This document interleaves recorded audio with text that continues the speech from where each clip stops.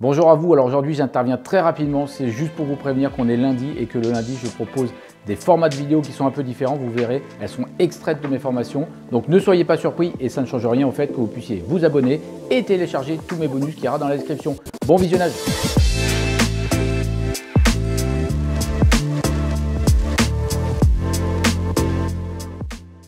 Bonjour, bienvenue sur ce cours numéro 8 du module 4 intitulé « Anticipation essentielle avant le compromis ». Le petit proverbe pour ce cours, c'est toujours ceux qui ont un coup d'avance qui réussissent, pas les surdoués. Serge Joncourt. Vous allez voir pourquoi ce coup d'avance il est en total lien avec ce cours justement qui s'appelle « Anticipation essentielle ». Imaginons qu'à ce stade, vous ayez trouvé une bonne affaire, vous êtes en accord sur le prix d'achat, vous allez donc signer un avant-contrat avec le vendeur. Souvent, c'est un compromis de vente. Faites-le avec votre notaire ou faites-le réviser par votre notaire. C'est très important, je le dis tout de suite, enregistrez bien ça. Il va falloir que vous trouviez votre propre notaire et notamment, même pour les compromis de vente. Alors, je sais que des agents sont un peu vexés quand on dit ça. Si vraiment les agents veulent que vous fassiez le compromis de vente avec eux, faites-le avec eux, mais faites-le relire avant de le signer par votre notaire. Ça va lui prendre un quart d'heure et honnêtement, il va voir s'il y a quelque chose qui ne va pas. Ou alors il va vous prévenir sur le fait que vous demandez si c'est normal qu'il y ait telle ou telle chose qui soit écrite. Votre notaire va vérifier des points importants auxquels vous n'aurez peut-être pas pensé. Il vous proposera peut-être de faire modifier un ou deux points et vous rassurera car c'est un moment très important. Aussi, ça ne vous coûtera pas de frais supplémentaires puisque vous ferez travailler le notaire après. Deux notaires ne coûtent pas plus cher, mais ils se partagent la somme. C'est aussi pour ça que parfois, certains notaires ne sont pas contents quand l'acheteur veut que son notaire participe et au final, il soit obligé de se partager les frais. Peu importe, ça, ce n'est pas notre problème. Nous, ce que l'on veut, c'est que notre notaire nous suive, ils nous connaissent et ils sachent exactement quoi vérifier. Nous, ça nous rassure. On a un notaire, un homme d'État qui surveille quand même quelque chose de très important puisqu'on parle de centaines de milliers d'euros. La vérification du compromis. Le mieux, c'est d'avoir une copie avant la signature pour pouvoir l'analyser tranquillement en amont. Si vous lisez le compromis le jour de la signature, clairement, vous allez le faire de manière bâclée, vous n'allez pas tout voir. En plus, vous ne pourrez peut-être même pas le proposer à votre notaire. Donc ça, il faut éviter. Il vaut mieux le lire tranquillement, le pré-compromis. Sinon, le jour J, voilà, ça peut être un peu embarrassant, c'est ce que je vous marque ici. Vous devez signer et ne plus avoir aucune question gênante. C'est exactement pour ça qu'on fait intervenir le notaire. C'est aussi parce qu'il va savoir répondre à vos questions rapidement. Vous savez qu'il va être neutre dans l'histoire, donc il va vous donner toutes les informations. Contrairement à un agent qui, au final, peut très bien vous entourlouper un petit peu et vous dire ce qu'il a envie. D'autant qu'il est possible et probable que les compromis de vente établis par les agents immobiliers ne soient pas tout à fait dans les clous. Le compromis de vente vous engage, vous et le vendeur. Vous devez respecter les termes du contrat, vous devez respecter la transaction. On peut se protéger avec un compromis de vente avec les clauses suspensives qui peuvent, à elles toutes seules, annuler une vente. Donc les clauses suspensives sont vraiment de différents types. Après signature, il reste 10 jours pour se rétracter et le droit de préemption de la mairie 2 mois après compromis. Alors je reviens sur ces derniers points. Après une signature, il vous reste 10 jours après un compromis vente pour vous rétracter sans qu'il n'y ait de problème. Vous vous rétractez et on passe clairement le vendeur, on annule tout et le vendeur va trouver un autre acheteur. Et le droit de préemption de la mairie se prolonge 2 mois après la signature du compromis. En clair, c'est la mairie qui se laisse un temps pour vérifier si elle ne va pas acheter ce bien et elle a 2 mois pour prendre une décision après le compromis. Elle vérifie une fois qu'il y a une offre finalement. Donc ça, c'est des fois un peu particulier à comprendre. C'est exceptionnel quand une mairie justement utilise ce droit de préemption, mais cela peut arriver pour des raisons un peu spéciales, peut-être un achat de terrain en particulier pour créer quelque chose dans les années suivantes. En tout cas, sachez qu'on ne peut pas signer finalement un acte authentique 1 mois et demi après une signature de compromis puisque le droit de préemption de la mairie ne sera pas terminé. Les conditions suspensives, donc CS, c'est ce que vous allez voir ici. Une condition suspensive permet de suspendre un compromis jusqu'à la réalisation de l'acte final. Les deux parties doivent être en accord et une condition suspensive permet à l'acheteur d'être libéré de l'engagement sans avoir de frais à régler. Certaines conditions suspensives sont illégales pour éviter des conditions qui seraient totalement inappropriées. Donc, Je n'ai pas d'exemple qui me viennent en tête, mais on ne peut pas mettre tout et n'importe quoi dans des conditions suspensives, puisque sinon, ça serait vraiment très compliqué pour les vendeurs de vendre et tout acheteur mettrait des choses qui seraient aberrantes.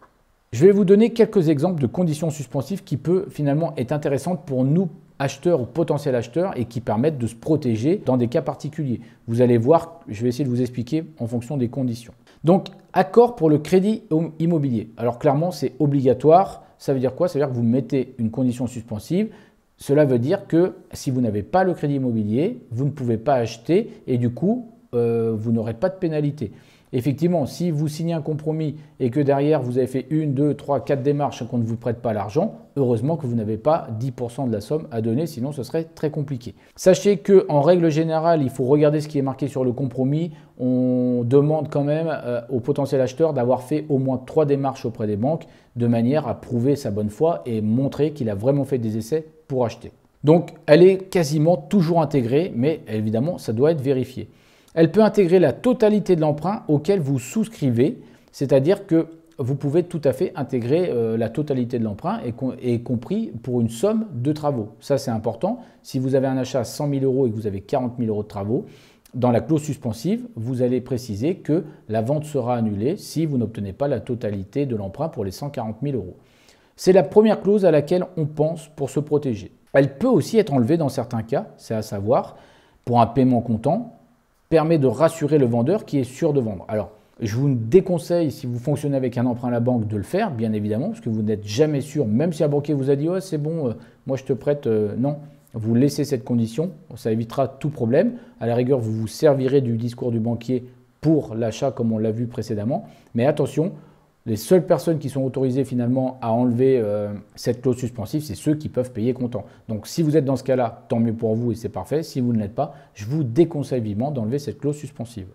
Une certaine largesse pour les clauses suspensives. Alors, différentes clauses qui sont recevables. La vente d'un précédent logement, c'est-à-dire que vous attendez une certaine somme d'argent et que vous vous engagez à acheter si la vente s'effectue. En cas de non-vente, la clause suspensive prend son intérêt et du coup, vous n'êtes redevable de rien et l'achat ne se fait pas. Une condition suspensive de réalisation de travaux. Le vendeur s'est engagé, donc clairement, c'est une condition suspensive pour le fait que des travaux soient réalisés. Exemple, le vendeur s'est engagé à refaire la salle de bain. C'est une condition sine qua non sans laquelle vous n'achèterez pas le bien. C'est une condition que vous avez vue avec le vendeur, il s'est engagé, donc elle doit être respectée. Si la salle de bain n'est pas réalisée, elle n'est pas créée, elle n'est pas rénovée, en fonction des points sur lesquels vous êtes mis en accord, la clause suspensive prend son effet et vous ne serez pas redevable de pénalité et vous n'achèterez pas le bien.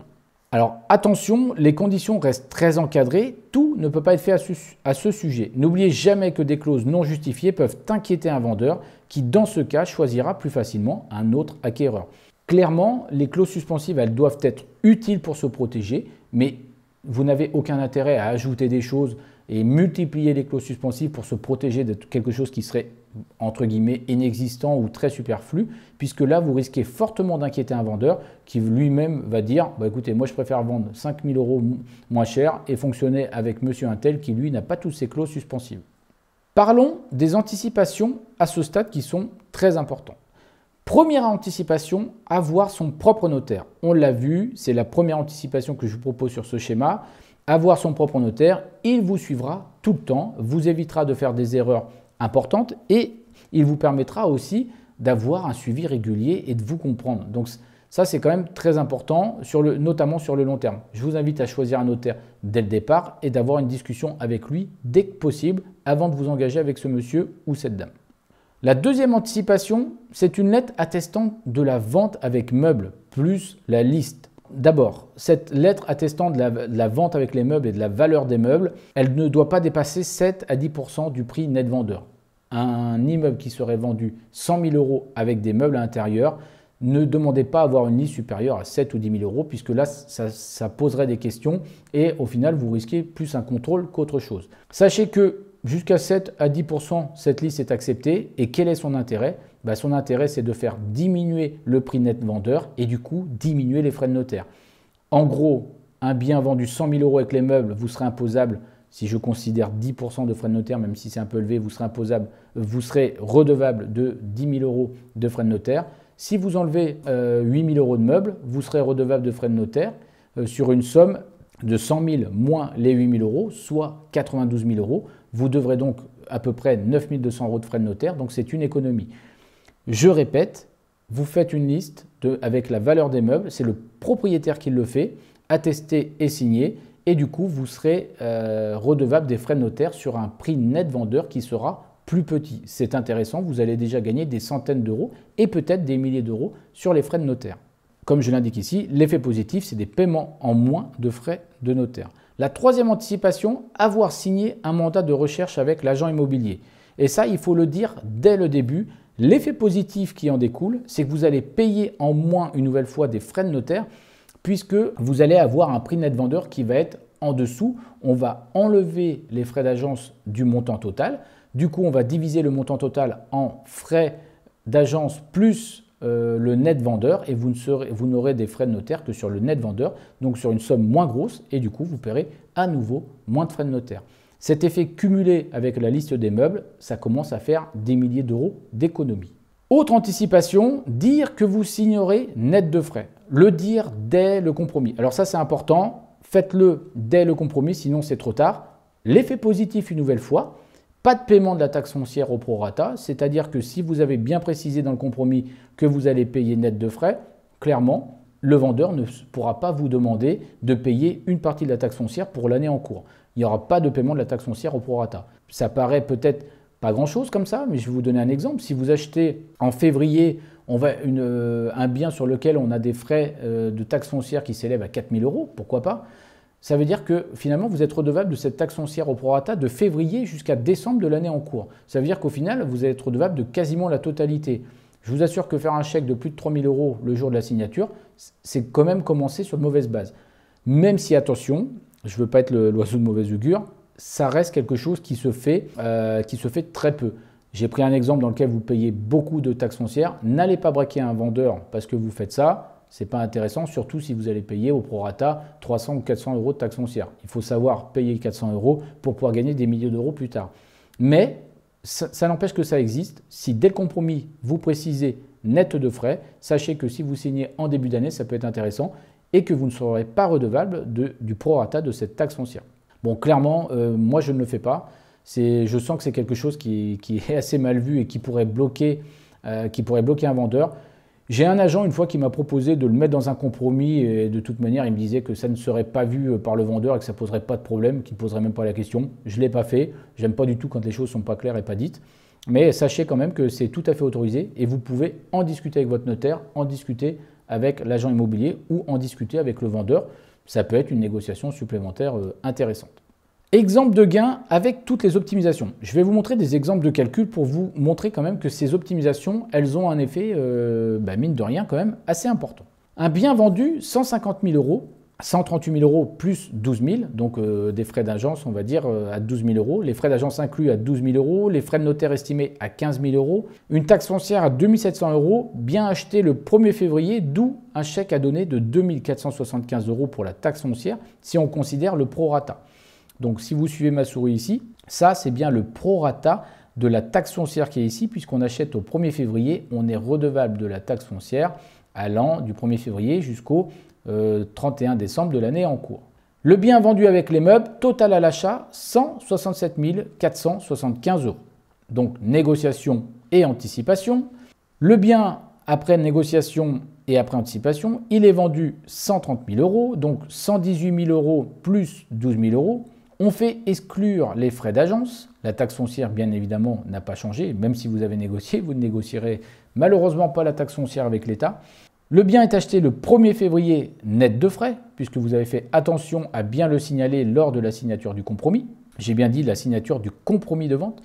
Le bien est vendu avec les meubles, une liste à 8 500 euros. Les frais de notaire estimés, on n'est plus du tout aux 15 000 euros que l'on avait ici. On passe à 10 950 puisqu'on a diminué les frais de notaire déjà par la négociation, on a diminué les frais de notaire par la liste et on a aussi diminué les frais de notaire parce qu'on a exclu les frais d'agence. Donc, on va payer plus que sur 118 000 euros net vendeur. Donc, le total à l'achat représente 140 950 puisqu'on a aussi enlevé le prorata de la taxe foncière qui était ici puisqu'on a fait un compromis net de frais. Finalement, total à l'achat dans un premier point, sans anticipation, sans négociation, on est à 167 475 €. Ici, on sera à 140 950 €. Je vous laisse regarder la différence. Oui, on a une négociation, on n'est pas que sur des anticipations, mais quand on regarde la différence, ça fait quand même quelque chose de très nettement différent. On a une valeur différente de quasiment 27 000 €, donc c'est très conséquent sur la totalité. Vous allez me dire, oui, mais là, tu as négocié, donc c'est difficile de comparer parce qu'on a un prix de départ qui n'est pas le même. C'est pour ça qu'on va prendre un deuxième exemple et qu'on va garder celui-ci, mais qu'on va le faire uniquement avec les valeurs anticipatives. Le bien est vendu 150 000 €. Une nouvelle fois, 138 plus 12 000 € de frais d'agence. Ils sont inclus dans un premier temps. Frais de notaire estimés à 15 000, taxe foncière 2 700. Le bien acheté le 1er février, d'où un prorata de la taxe foncière. Et le bien est vendu avec les meubles. Le total est toujours le même, 167 475 €. On va donc faire la même chose, mais cette fois, on n'a pas de négociation. On va partir directement sur une optimisation des frais par anticipation uniquement, en utilisant les 3 ou 4 points que nous avons vus ensemble. Donc on reste sur 138 000 plus 12 000 de frais d'agence. On exclut les frais d'agence. Du coup, on va payer des frais de notaire sur 138 000 au départ. On garde la taxe foncière dans un premier temps, mais au final, on a demandé à ce que ce soit net de frais sur le compromis. Donc, on n'a plus la taxe foncière. Et le bien est vendu avec les meubles. On a donc cette liste. Les frais de notaire estimés passent donc à 12 950 €. On paye donc les frais de notaire sur cette somme et à laquelle on aura déduit aussi la liste qui est ici. Donc on obtient un total, si on prend 10%, de 12 950 €. Le total à l'achat est donc différent puisqu'on aura supprimé la taxe foncière parce qu'on aura bien mis net de frais au compromis. Donc on aura supprimé le prorata de la taxe foncière et on aura aussi supprimé les frais d'agence dans la totalité de l'achat. Donc on va diminuer les frais de notaire, ce qui nous fait un total d'achat à 162 950 €. Donc en gros, rien que par les anticipations, vous le voyez comme moi, on a quasiment 4000, on a plus de 4000 € de gagnés sur l'achat total, rien qu'en mettant en place les anticipations dont on a parlé.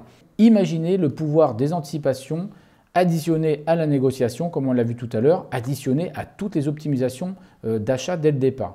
On commence à gagner des milliers d'euros et des dizaines de milliers d'euros, et là, ça devient très intéressant. Ma conclusion pour ce cours, lorsque vous venez de trouver la bonne affaire, vous allez signer un compromis de vente. Vous devez soit le signer chez votre notaire, soit faire intervenir votre notaire pour qu'il regarde le pré-compromis et qu'il vous dise s'il y a des choses à modifier, à changer ou tout simplement à améliorer. Insérer des clauses logiques pour se protéger. Attention à ne pas faire tout et n'importe quoi pour faire peur aux vendeurs, mais aussi ne négligez pas certaines clauses parce que l'agent vous a dit oh, attention, on va faire peur aux vendeurs. Si vous devez inclure le montant d'emprunt total pour les travaux, ce que je recommande, faites-le. Ne vous laissez pas intimider par un agent immobilier qui va vous dire ouais, mais si on met ça, le vendeur va prendre peur, il ne voudra pas. Non. Ce sont les conditions qui sont comme ça au départ. On n'a pas non plus à se désunir face à ça. C'est très important pour se protéger nous-mêmes. Pensez bien à optimiser les anticipations. Vous l'avez vu, elles sont de 4. Il y a 4 anticipations essentielles qui vont vous faire gagner des milliers d'euros. Pensez à bien anticiper dès le compromis, même en amont du compromis, c'est très important. Et ces anticipations, comme vous l'avez vu, vont déjà vous faire gagner des milliers d'euros.